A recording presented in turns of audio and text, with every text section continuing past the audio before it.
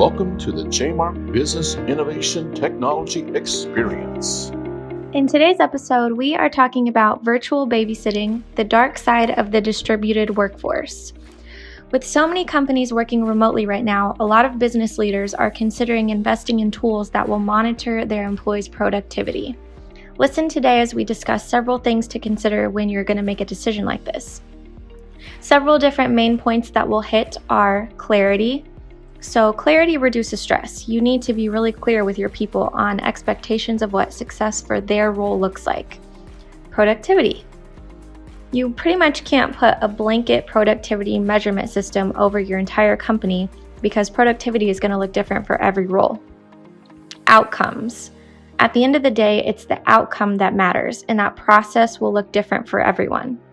And then last but not least, using technology in the right way.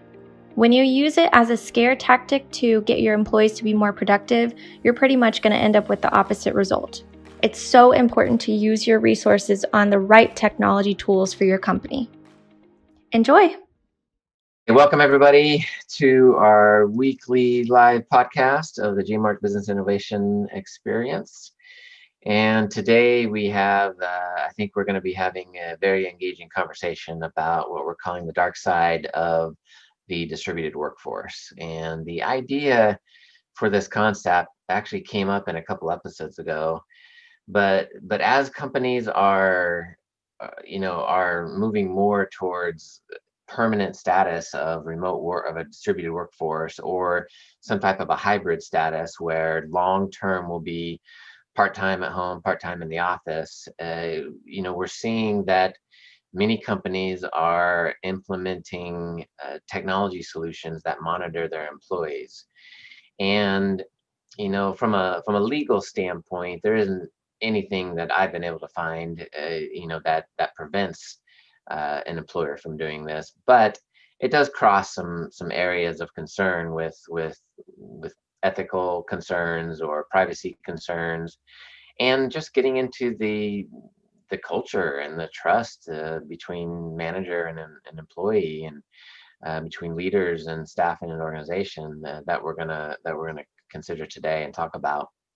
So, as we start this off, Pete, you are the director of learning at JMark. You also are a big champion for our culture.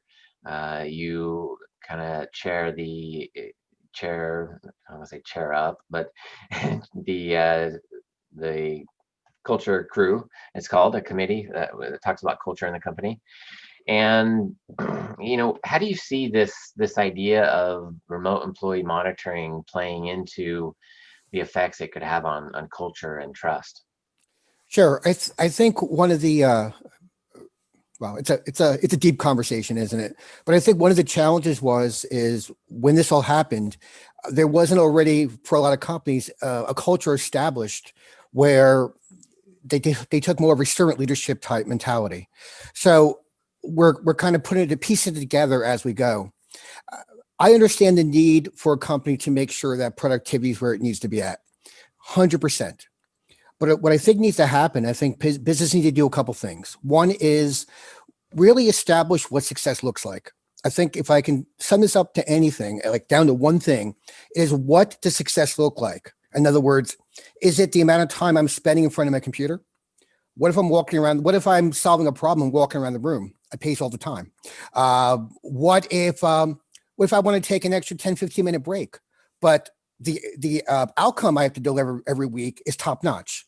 I think once the business and the employee build clarity around that idea, I don't know if as much monitoring is needed. I think it comes down to that. But I can tell you from an employee's perspective, I feel like if you have heavy monitoring, most folks, whether willing to admit it or not, will do as much as they need to do not to get fired. They might have that, internal, I want to do great, but they feel like they have that heavy thumb on them. They're like, great, I will get done what I need to do. If a business can help build a culture where people see that there's incentives as an employee, by me working harder, by me helping generate more business, that helps me protect my position. It puts money back in the company for my future salary. I think when those incentives are aligned, I think you need less monitoring. I think you see things increase. Yeah, I've always believed in the idea very strongly of that trust builds responsibility. That people will live up to the trust you place in them, and often beyond that. And of course, it's not across the board. I mean, of course, there are people that don't, but I think that we have to avoid assuming that everybody is the worst employee, when most of the time the vast majority of people are trying to do, they want to do the best work, and you build that trust in them. And on the one hand, this is easy for me to say. Todd can speak to the same thing, and I think you quite a bit too, Pete, that, I mean, I've worked either remote or in an offsite office nearly the entirety of the last 20 years. And so I've learned to build up this trust, but I know it also was something that was always placed in me that I never wanted to betray by not being reliable and not being available and not making sure that I was hitting the goals, and that I always had clear goals that were given to me, so I knew what to hit, what was expected of me, and what I needed to do to achieve that productivity. So Dax, you're talking about, again, around the idea of clarity, right? The idea that clarity reduces stress. When I know exactly what I need to do to succeed, I can be measured against that goal. Yeah, and the hard part about clarity too is, everybody's position is different. What is done in accounting, the use of a computer is not the same as what's done in marketing. And when you can know what you're expected to do, you can have your outcomes defined, and you can be working towards achieving those things. But if there's this weight on your back that you're always thinking, like, is somebody watching me? Is somebody sorry, we just had somebody try to get into the meeting. Somebody's watching you. If we're always trying to, there's this weight on your back, essentially. Like, if I'm sitting here thinking about writing an email or writing an article, and I'm working things over in my mind, or maybe I'm looking on a site that is not normal. Maybe I'm on the New York Times, looking about some research, or some other site, Gartner, and if I'm in the back of my mind going, oh man, is if they see I'm on this site, are they going to think I'm not working? Or if I click this link in this email about this news story, that could apply to something, is that gonna apply? Or if I go search online to get a meme to throw into a chat, is my employer going to think I'm wasting time? And see, that's the part of the clarity that I think is difficult, because employers need to understand that their reality of what is needed to perform a job doesn't necessarily always match what is actually required.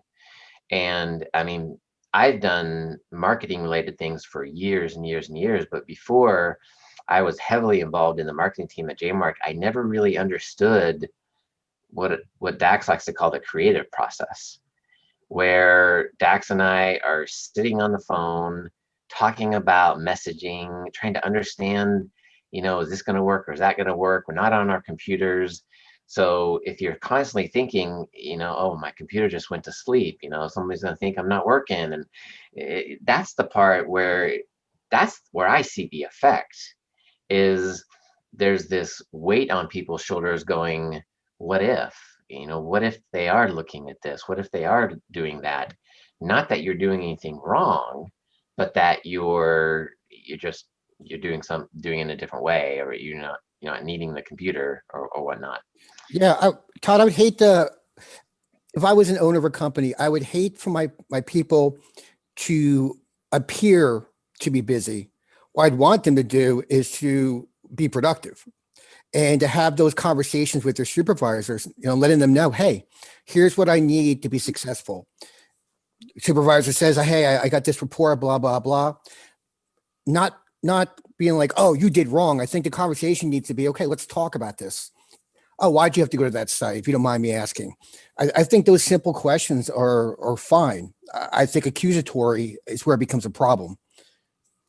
Yeah, and when you talk about, basically pretending to be productive, it reminds me of an example that I read when I was researching. And this company did like a little experiment for the purpose of writing an article about this kind of thing. And the guy ended up saying that he learned that the system showed that he was being, quote, productive only when he was actively typing. So he straight up said, like, I found myself trying to cheat the system. And that's not what you want. Yeah, and that's, there's going back to what some of this looks like, and some of the gray areas. With working from home, you have work computers, which legally can be monitored. But for example, I'm in my home office right now, and my kids come in here. Sometimes they watch cartoons on the TV, and I'm talking about after work. This is a work computer. Is it rightful for an employee to monitor audio and video and different things? Or for example, if you don't have policies in place to on what is the area of personal versus professional, what are people need to have clarity on what they're allowed to do on their computer. Can they go answer an email in the middle of the day from their personal tax advisor, on the computer, or do they need to, go to another computer and do that kind of thing? And so that's I think we're driving in that clarity to, again, is just that, people just need to understand what's expected and understand that, everybody's human. And everybody's doing the best they can for the most part. I think that's a good point for companies to look at right away, like an immediate action is if you have work computers, are your policies clearly defined? Has all your people, has all the people in your company reviewed the policies? For example, with us, we can tell when a policy has been read and checked and acknowledged. I think that's critical because, again, if you don't know what you can do, it just opens up all kinds of errors. I think people do the best they can do with the information they have. I like to always assume that people are doing the absolute best they can with the information they currently have. I like to take that approach. But if you don't know what I can and can't do through policy, don't be surprised when people do things wrong. And then they get frustrated because like, why didn't you just tell me? Yeah, and I think that leads into the other thing that Todd mentioned, which is, regulations. And Todd, you started the conversation off a few minutes ago talking about the fact that you had looked up and tried to discover what is out there as far as laws and where privacy laws stand and stuff. And you talked about the fact that privacy laws haven't necessarily caught up to this. There are some there, and they could be different from state to state, and you need to take all of these things into consideration. If you have employees in different states, you need to make sure that you're taking those things. And also this idea that, again, privacy laws haven't caught up, but don't assume that they're not going to catch up. So keep an eye on that as you're making these plans, because, again, part of the reason we're having this conversation goes back to so many things, something we've talked about so many other times through the length of this podcast, which is work from home, remote work is not going away.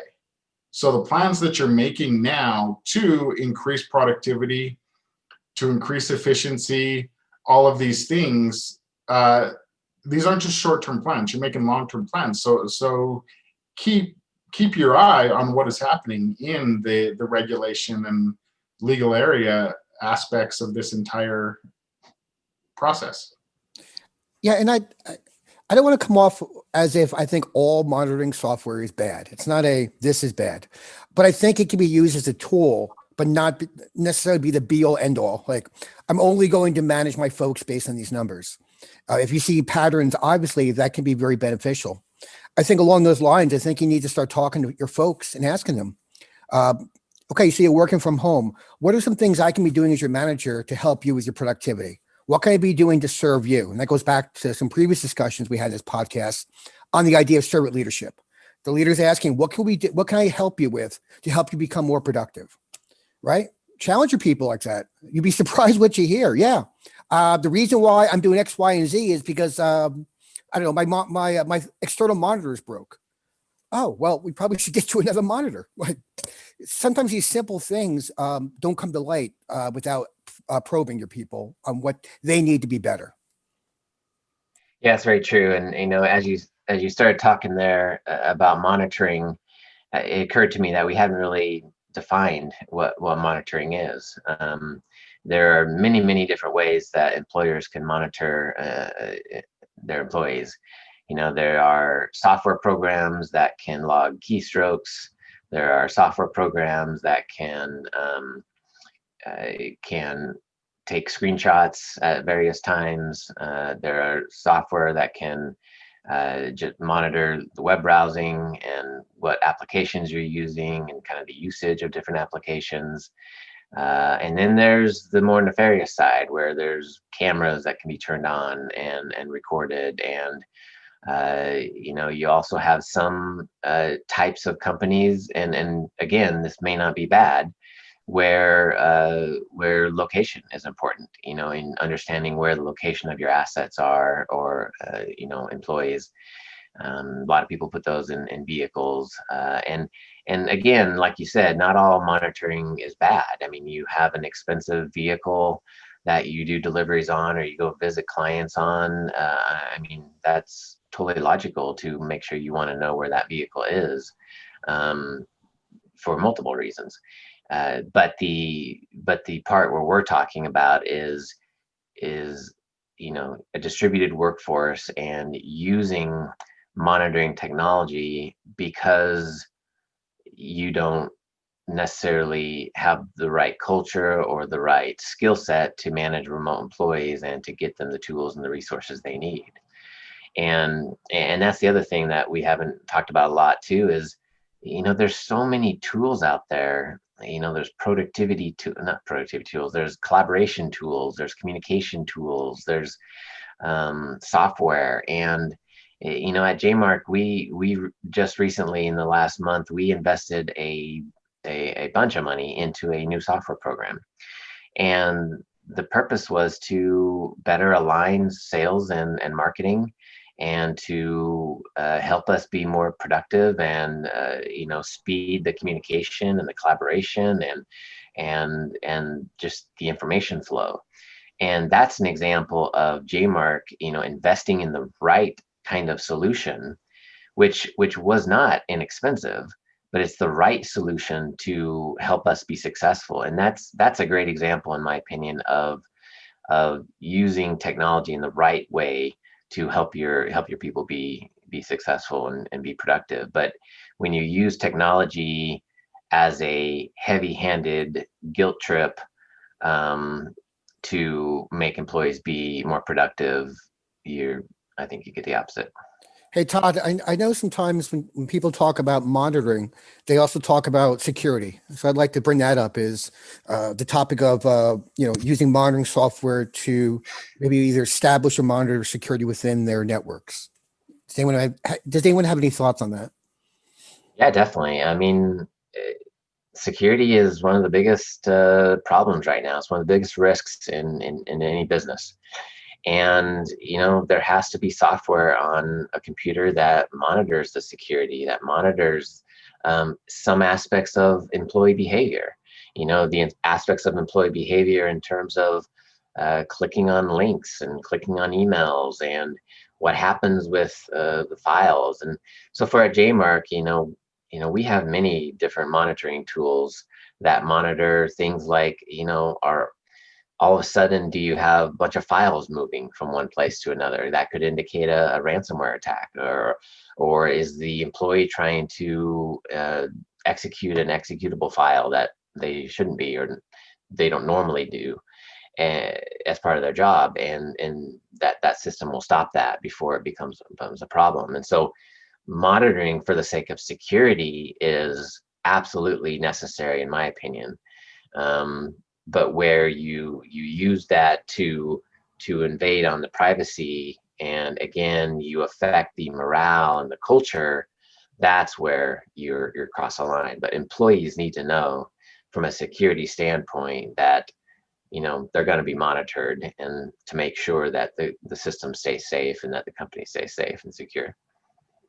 And I think this is another place where we talk about this all the time, where we circle back around to employee security training so that they understand, we're monitoring these actions because these are the consequences that could occur if something goes wrong. And you're teaching them, and you're also, again, like, your employees are your first line of defense and also your weakest link when it comes to security.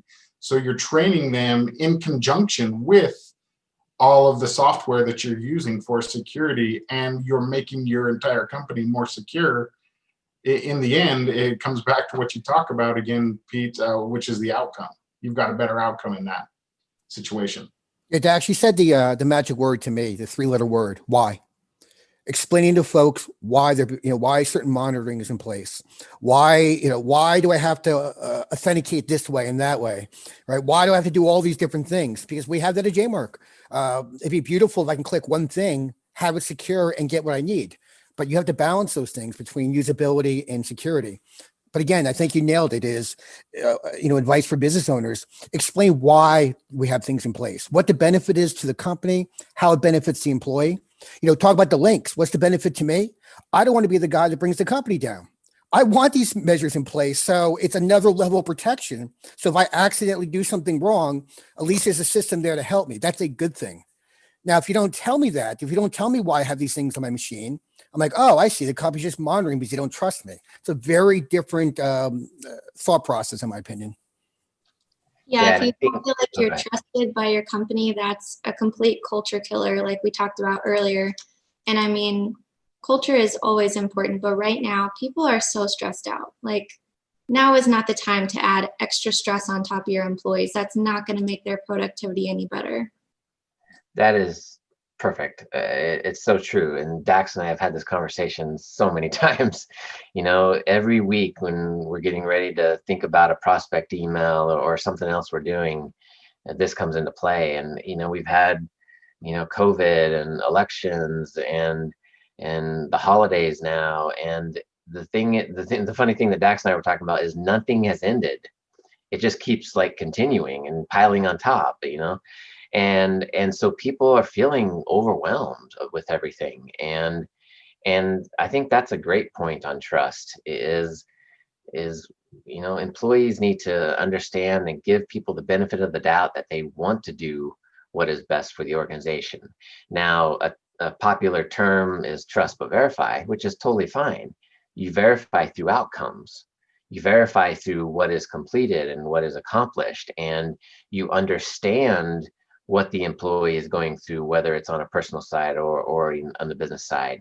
Are they getting pulled in a bunch of different directions by different people in other departments? Are they getting, are there other projects that they're involved in that I don't realize that they're in? And that's where, this moves from a conversation of trust to just leadership. Good leadership. And I think that's another thing that people need to consider right now is we're moving into a new world where the majority of people are working remotely, or at least working remotely at some of the time. Do we have the leaders and managers in place? Do they have the training involved to understand and work with remote users and understand how to lead remotely? Because that is a very different strategy and very different tactics than gathering everybody together in a room and talking through something. And kind of this conversation of privacy and all these other things really come back to outcomes and trust and leadership. What is a first step then for companies? So they know that they want to, so their folks are now working, whether it's completely remote or some hybrid. And managers are a little bit worried that they're not going to get the same level of productivity. They're investigating different tools, and rightfully so. They want the best for the company. But what would you recommend first and foremost companies start doing to answer these difficult, these questions about privacy, about what tools are right, about company culture, about leadership? Like, where do they start? Well, we happen to have this handy dandy little guide. I promise I did not know that. This was not a setup question. So please tell me about that. I didn't. No, I mean, no, I just started laughing when you started saying that because we have this guide called the remote, I don't remember what it's called now, the remote workforce guide. We call it. Mobilization is the word. There we go. Okay. That talks through a lot of these things, but I think the real answer, and this is the answer with a lot of technology problems, is it just depends. That's why, we talk about important partners, and we talk about making sure you have people that can help you navigate these things, because what is right for a bank in terms of monitoring, in terms of security, in terms of privacy, is nothing near what is right for a manufacturer. And what is right for a healthcare company is not the same as what's right for a law firm.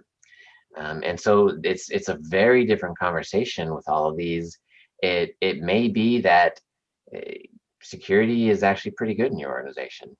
You may not realize it's security, and maybe there's just these other things like some training that your employees need on security, or some training your leaders need on working with remote people. But it's I hate to give a non-answer, but the truth is that the answer could be so different to so many different people. That's why it's important to have partners like JMark that can come in, ask the right questions, implement the right technology and the right solutions to help you be successful. Yeah, that makes sense. I think it also, you have to define the outcomes that you want. We talk about outcomes, and I think so often that even the best companies can sometimes fall into this trap where your outcomes become sort of nebulous. Like, we want to improve efficiency, but what does that mean? Like what are the specifics of that? And sometimes that takes some time. Sometimes you have to take a look and take a bit of time to take a look and track things and figure out what efficiency even means for your particular company. Not just, like Todd pointed out, from industry to industry, those things are going to vary, but from company to company and the way your people work. But you need to define those things, that you have something specific that you're trying to achieve, or else you're never going to reach a goal that is so vague as be more efficient. Yeah, Dax, I think about, I'm a football guy. I was watching the Steelers and Ravens last night.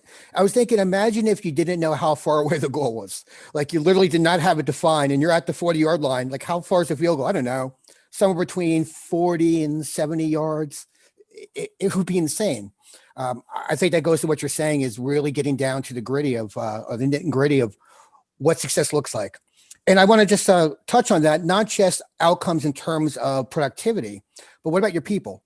What do the outcomes look like for your organization culturally, right? How do you want your folks to feel? Are they waking up in the morning, Monday morning, excited to come to work? Not to pat myself in the back. I am. I'm looking forward to it. Let's go. Challenge. Get to hang out with my friends, talk about technology. And they pay me to do this. This didn't happen by accident. It's been a very deliberate cultural thing we've done. It's not perfect, but we want folks, our outcome is we want folks to consider JMark the best place to work. And I think a lot of companies want that. So I think when you're making these goals and these outcomes, it's not just about production. It is how your people are feeling. Do they feel so in tune with your company that they would never go anywhere else? Concern I have is with the use of remote work, it's a lot easier for companies to possibly poach, right? Because now you're not limited to one geographic location. So exactly what is your company doing to retain the talent? I think that's an important piece of that. Yeah, and I would say constantly reevaluating these things too, checking in, because things are constantly changing right now. So you have to keep up with it. Yeah, and I want to add, just like, you talked about, the culture. And again, like, this is something that I personally feel like cannot ever be stressed enough, that a great culture and employees who are excited to come to work are always going to outperform those employees that are not, regardless of the measures that you try to put in to kind of force people to work. Productive people, happy people are productive people. And I would add to that, if you feel like you're being watched in your own home, you're not going to be in that group of people who's excited to come to work in the morning. That's scary. Yeah, and if I think if a company wants to implement some of these different monitoring tools, I would recommend having a very open discussion about why and what the outcomes look like, and and why they're doing that, and just talk to their people about it. Because again, it's about that trust. It's about bringing your people in to have these difficult, these important conversations. Again, all these things tie to culture and build trust. I might not like every decision being made, but I certainly appreciate the fact that a company's trying to explain to me why they're doing it. It's a very different approach than, hey, you got this monitoring software, deal with it. I'll deal with it for my job, but man, I'm not going to be too happy about it. I'm not going to be doing backflips. Yeah, the one thing that came to mind too is one of the negative outcomes that comes from monitoring when you don't know what you're doing is the resource requirements internally on the network. So for example, there were years ago, I just remembered this, where it was a different company and it was a law firm that asked us to install a special monitoring software on all of the computers. And this software logged keystrokes. It took snapshots of the screen at intervals. And what that really meant on the background was a whole lot of storage space. They had maybe 50 employees in this law firm. And so massive amounts of data. What are you going to do with this data? Where's it going to store it? Is it cost effective to store it all? How are we going to process the data? Is it just there for compliance reasons, or is it there for checking on and make sure people are working? Because there are different tools for compliance and different tools for productivity, and so if somebody wants to install a solution like that, just for the sake of making sure their employees are working, there could be massive amounts of cost that they're not even considering, and time, which is money, that they're not even considering. But if they come to the solution provider and say, hey, we have this problem, we need, there are certain employees in our organization that, we have to have really good records for legal reasons, because they're interacting with clients, then you can tailor a solution that will fit that desired outcome, along with the desired outcome of, I don't want to pay a bazillion dollars to have this solution that just monitors my employees to see if they're working. And so that's important to remember too, is going back to the original outcomes, the important part of the outcomes, I think, is, are they really the outcomes you want? Because there's many times I've gone through goal planning processes and we have a goal stated, and then we realize that the way it's written is not really what we want. We don't want productivity. We want profitability. We Right. don't want to. And that's the kind of discussion I think we have to have. Yeah, Todd, what's even, I think, more dangerous is not even, looking back at a goal going, that's not exactly what we wanted, but achieving the goal and it being the wrong goal that was actually achieved, spend all the time and resources on it. So yeah, I think that's a really great point is talking to someone that knows, the difference between, is it something for legal reasons? Is it something to monitor? Right. It can be taxing on the system. And like you said, the processing of that data, who's going to do it? How often are they going to do it? What are their hours going to be doing it? What are all the exceptions to it? Do they need to bring more people in? And yeah, it's a big discussion. I think it's a lot bigger than just grabbing some software and say, I'm monitoring our folks at this point. I think Todd and Pete, you guys can speak to this much better than I could, but it also occurred to me as Todd was talking about the strain that it puts on your network and on your entire system, but there are certainly security considerations every time you add a new piece of software, something new to your technology stack as well, right? Yeah, Yeah, absolutely. I mean, 100%. nothing just goes on and doesn't cost anything. And that's what a lot of people don't realize is that, and that's why solutions like JMark or companies like JMark are needed because, you want this solution to do such and such, but you don't realize that there are underlying problems with it, like security, for example. Does it open up holes in the network? Does it, does it require a lot of traffic between people interacting in the software? Well, now that people are distributed, will it even work in a distributed environment? Will people be able to click on the software and get all the data they need in different places without lag time from people working from home with possibly worse internet connections? And so there's all these things to consider with everything. And that's one of the reasons why we've talked about, like at JMark, when we have a software that comes into the organization, it goes through a vetting process. We look at the company, we look at their security, we look at their policies, we try to understand, are they secure, and will they help our organization? I mean, we had one company we were looking at, and I don't even remember their name, but we were looking at an integration piece between a couple of our softwares that would help a lot with improving data and the security. And we asked them, what they do for security, and they give us answers like, well, security is really important to us. And that's a true story. I mean, we've had this over and over where we find out companies are in their mom's basement, and they're important to security, or security is important. So there's lots of strain on different things in a network that can happen from just a simple software.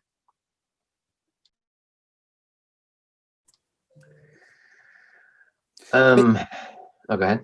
I was going to say, Todd, so at JMark, we use one of the major tools we use to really increase engagement is Facebook Workplace. So I was wondering to get your thoughts on how Workplace can be used in terms of a type of monitoring that's maybe not as intrusive as some of the solutions possibly. Well, I don't consider Workplace or any tool like that monitoring in any shape or form. I mean, to me, it's a tool for collaboration. It's a tool for communication. And, I can, not saying I should do this, but I can go downstairs and get some food and answer a message from Dax or Christina or whoever in Workplace, and I can review posts and different things like that.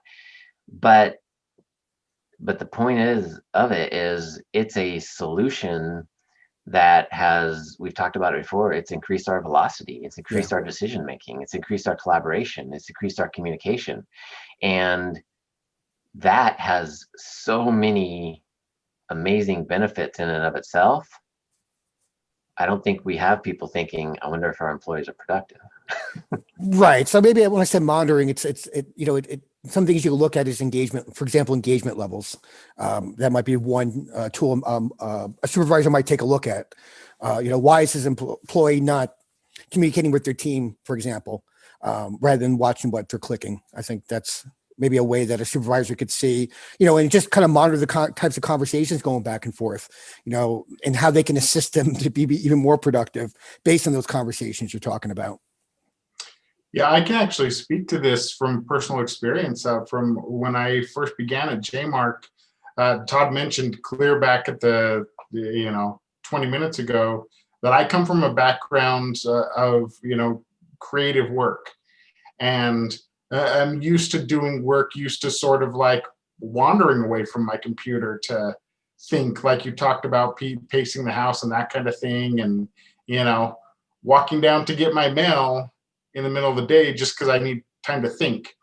And I remember right as when I came to JMark, this was the first time I had an experience with something like Workplace by Facebook, where we have chat that is always open and available, and ongoing conversations that are happening. And so it wasn't on my radar to sort of make sure that I was paying attention to that and being in sync and being available when people had questions and stuff. And I remember, like, right after I started, there was a time when somebody had sent me a message and I hadn't responded, and they contacted Todd and they were like, "Hey, I haven't Dax hasn't responded to me for a while. Have you heard from him? Is everything okay?" Or, and it wasn't even a concern of like whether or not I was working. It was more from a like, is everything okay? He hasn't responded type of thing. And so Todd called me up and said, "Hey, and that was kind of the eye opener to me that I needed to be available and it got me more in sync." And I think that's been something that there was no like moment when we sat down and anybody said, "Hey, let's try to let's all be in sync and be working at the same time and paying attention to what everybody's doing." But it just happened organically because of the way that workplaces allowed us to do that. I think though too that if you're not careful, that is the point where it all starts. This negative going down this negative road of I got to be available all the time. It doesn't matter if I'm in a meeting, I need to answer chat. If I'm, talking on the phone with somebody, I need to be available. And that's where, people need to change their mindset of just because they're not answering me right now in whatever form of communication, whether that's phone, email, chat, doesn't mean they're not productive and doing something. Maybe look at their calendar, are they in another meeting? Maybe do, just give them the benefit of the doubt. But I think that kind of goes into, the whole conversation we've had.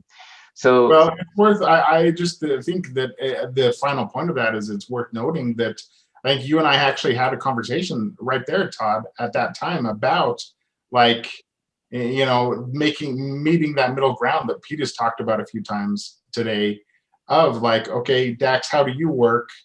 And here's how other people work. Let's find out and make sure that everybody's the methods and manner in which everybody work is kind of achieving those goals and working for all the parties involved.